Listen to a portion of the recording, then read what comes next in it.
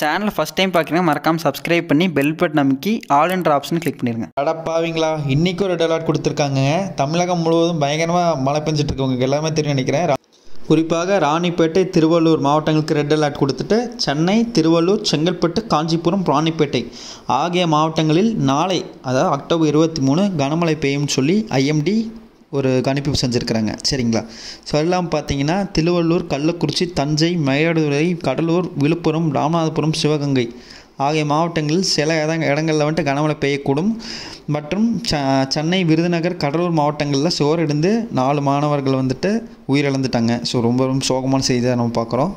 அதெல்லாம் பார்த்தீங்கன்னா அக்டோபர் 28ஆம் தேதி வந்துட்டு தமிழகத்தில் கனமழை பெய்யக்கூடும். அப்புறம் அந்த தேதி அன்றைக்கி வந்துட்டு அந்தந்த மாவட்டங்களுடைய ஆட்சியரை பொறுத்து கனமழையை பொறுத்து விடுமுறை அறிவிக்கப்படும் சொல்லி எதிர்பார்க்கப்படுகிறது. சரிங்களா? ஸோ வீடியோ பிடிச்சிருந்தால் லைக் பண்ணுங்கள். கல்லூரி தொடர்பான செய்திகள் தெரிஞ்சுக்கணும்னு நினச்சிங்கன்னா சேனலை சப்ஸ்கிரைப் பண்ணி வச்சுக்கோங்க.